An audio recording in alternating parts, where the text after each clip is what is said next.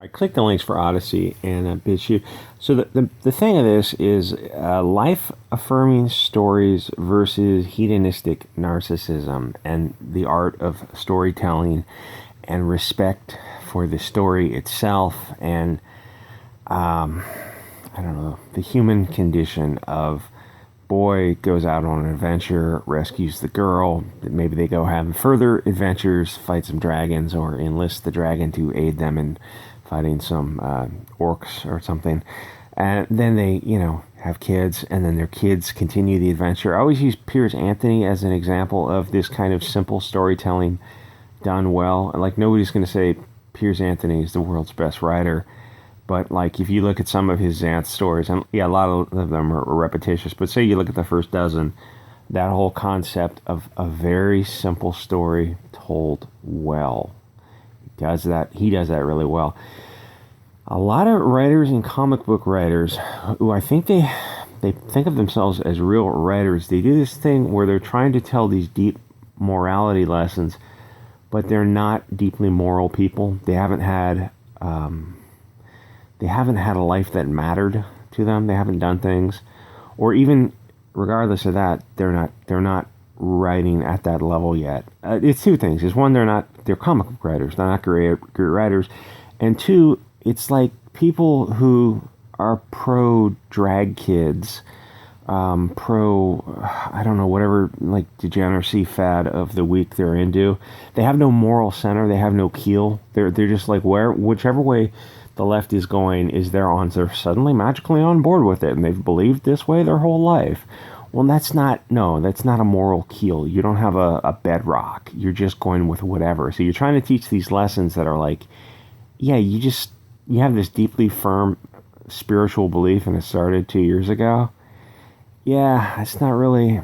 Yeah, talk to me in 200 years. That's not really a deeply held belief, and you're not the person to lecture anyone on it. You're a 32-year-old cat lady who has a house plant, and when she dies cold and alone, her pets are going to eat her. So I don't. It's like reading these stories, they don't feel authentic because the verisimilitude, because they're not authentic. The person can't even do fantasy well. A lot of it happens to be they're not writing what they know. I say, like, listen, write what you know. And I see these characters, these comic book characters, and whenever I see it, scroll through a comic book, if I look for a black breastless lesbian on the cover because I love cringe reading, and then I look to the back of the comic, I see who the four guys who worked on it, and they're like just four, German guys or whatever. It's like, you don't know this topic. Don't write this. Stephen King made this mistake his whole life, and he was writing in a different time period where people were more forgiving. They just knew he was just he just didn't know that he was writing cringe, so it was kind of forgivable. He would write women, and he had some issues with women because of his childhood, I guess. But then he would write black women, and it's like, I'm no fan of his politics, but it wasn't malicious. He just didn't know any better. Like, even if you were black, you would read this and go like, yeah, it's offensive, but Stephen King just doesn't know any better. It's just what Western left-wing liberals do. They're like offensive to everybody, and they have no idea they're being offensive. And it doesn't matter what group you're from, they will offend you just because they're clueless, because they think they have this moral foundation, and then you kind of scratch it and realize, yeah, you don't. You guys are as thin as wallpaper. Where was I going with this? Lando is not robosexual. He's not all these things that Kasdan did some interview. They're making him a BLT person with the rainbow flag and everything because of no reasons whatsoever. It's just surface level storytelling where nothing matters. These stories don't matter. They don't even, yes, we know Star Wars doesn't matter. It's just a silly, fun little story. But you have to pretend that things matter. Things have to matter to you, to the artist. And when they don't matter to the artist, it's like, well, why are we even pretending to care? So they're doing this gay pride thing, which, who are you kidding? So I read somebody on Gab said something. He said something about the whole trans issues for the left versus the right, because they all try to pretend to care. And he said, the right should just say, like, we don't care about them. Why are you pretending to? So Krasden, and he's a degenerate, claimed that Lando Calrissian was pansexual back in 2018. I would say yes. He wanted to say there's a fluidity to Donald. No, there's not. And Billy D. Williams' portrayal. No, you degenerate. Not everything is like dopamine, serotonin, acetylcholine, norepinephrine. Stimulus response of, if it's wet, I'm going to stick my dick in it and get that good feeling. There's life is more than just that. It's more than just thinking with your dick to the next. No, you're not getting humped by robots or squid people on planet whatever, because that's not how stories work. We want to see the guy meets the girl, they go out on an adventure, they overcome challenges, and then they grow and learn and evolve, and they get to know each other, and they rub each other's rough edges off, and it's sweet. It's like classic storytelling. Then they get married and they go off and live happily ever after, and their kids go on and continue the journey, or their kids meet, other kids. And that was the way the extended universe was set up. But when you do things like thinking with your dick, dopamine response, cocaine, weekend type of stuff, where you're just going to stick it wherever, that means you're not the character. And I mean, in the character universe and in real life too, but the character is not bonding with a partner and having trials and tribulations and growing with a partner. That takes years. If he's flying across the galaxy and just looking for the next wet spot to stick it, he's not picking one partner and establishing something special.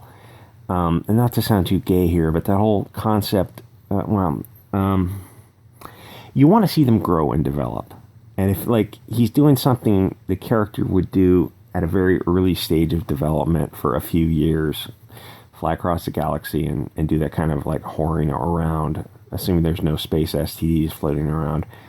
But at some point, you want to see, the original trilogy of Han and Leia develop something beautiful, where they're not just having sex, but they're actually making love.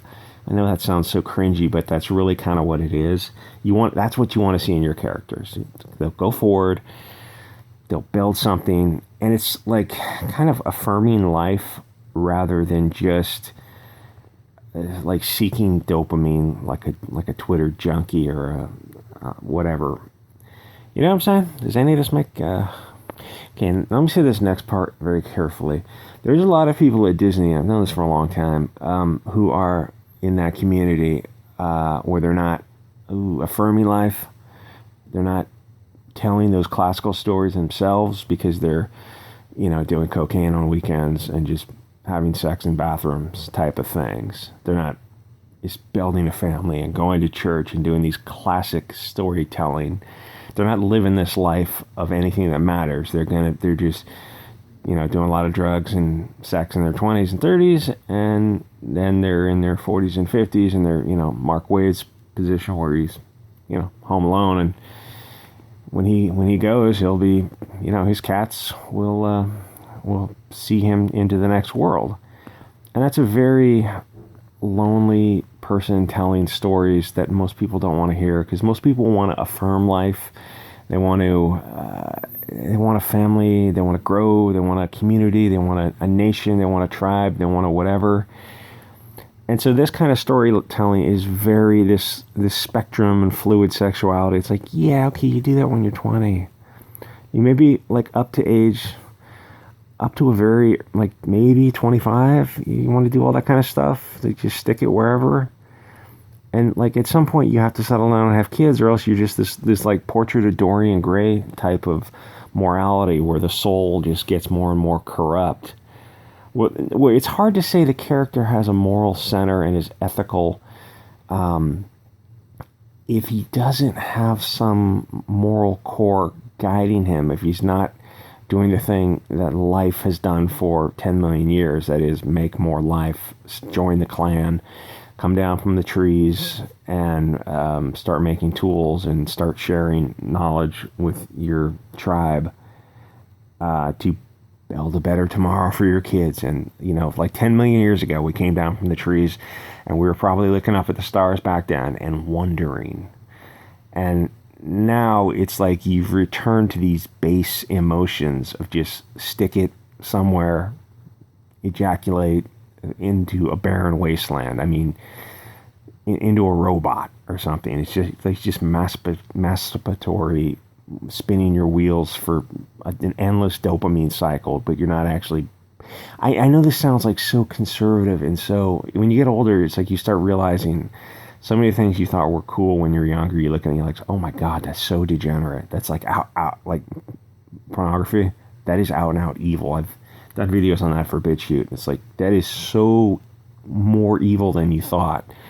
But when you're young, you know, you just think it's cool. But a lot of these, like, I know a lot of gay people. I'm in California, and they're kind of stuck in like an adolescent phase of like they do drugs a long time, like into their 40s and onward. Like Prince was doing drugs and he was in his 60s, because they don't get married, they don't have kids, they don't set up house and join the community in that way. It's like they're just having sex and doing drugs, and it's like, man, after 25 it gets less cool, and after 30 that's not cool at all. Anyway, so no, Lando's not gay. Like, comment, subscribe, guys, and I'll see y'all on Odysee and BitChute.